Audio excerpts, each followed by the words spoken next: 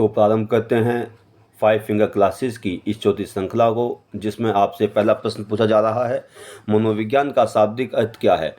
तो मनोविज्ञान, जिसको अंग्रेजी में साइकोलॉजी कहा जाता है, जो ग्रीक भाषा के दो शब्दों साइकी और लोगस से मिलकर के बना है, जिसमें साइकी का अर्थ है आत्मा और लोगस का अर्थ है विज्ञान। अर्थात साइकोलॉजी का वर्डली मीनिंग होता है आत्मा का विज्ञान। अगले प्रश्न की तरफ बढ़ते हैं। शिक्षा मनोविज्ञान को स्वतंत्र विषय के रूप में स्थापित करने का श्रेय किसको दिया जाता है।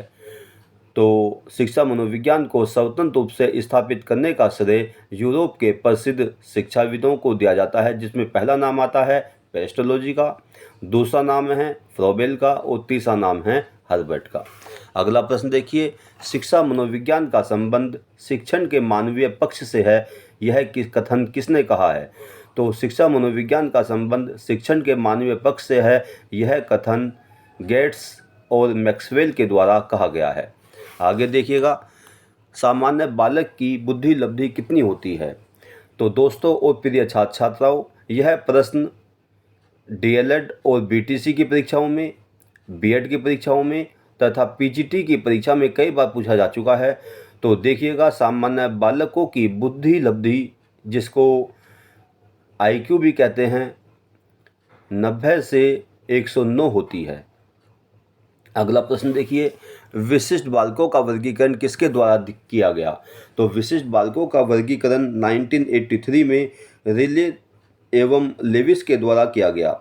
उन्होंने विशिष्ट बालकों को 6 भागों में विभाजित किया, जिसमें पहला है प्रतिभाशाली बालक, दूसरा है मानसिक रूप से मंद बालक, तीसरा है शिक्षण असमर्थता से ग्रसित बालक, चौथा है मानसिक रोग से ग्रसित बालक, पांचवा है शारीरिक रूप से ग्रसित बालक और छठा है बहुविकलांगता से ग्रसित बालक। इस प्रकार से रिले तथा लेविस ने 1983 में विशिष्ट बालकों का वर्गीकरण किया। अगले प्रश्न की तरफ को बढ़ते हैं। पिछड़े बालक की बुद्धि लब्धि कितनी होती है। तो यहाँ पे देखिएगा कि पिछड़े बालक की बुद्धि लब्धि 85 से कम होती है। अगला प्रश्न देखिए, यहाँ पर आपसे पूछा जा रहा है, एक संस्था है जिसका पूरा नाम आपसे पूछा जा रहा है AAMR।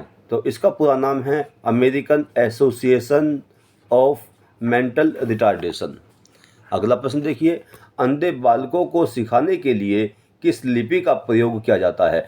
तो बहुत ही कॉमन प्रश्न है और लगभग सभी छात्र छात्राओं को, सभी को इस बात का पता होता है कि अंधे बालकों को सिखाने के लिए ब्रेल लिपि का प्रयोग किया जाता है, जिसको लुइस ब्रेल के द्वारा निर्मित किया गया था। अगला प्रश्न देखिए, पिछड़े बालकों की पहचान कैसे की जाती है। तो पिछड़े बालकों की पहचान करने के लिए शैक्षिक लब्धि या एजुकेशनल कोशेंट का प्रयोग किया जाता है, जिसका एक फार्मूला है कि शैक्षिक लब्धि बराबर शैक्षिक आयु अपॉन वास्तविक आयु इंटू 100। अगला प्रश्न देखिए, थायरॉक्सिन की कमी से, थायरॉक्सिन ग्रंथि की कमी से बालक पर क्या प्रभाव पड़ता है। यह थायरॉक्सिन ग्लैंड की कमी से बालक जो है वह मूड टाइप का हो जाता है।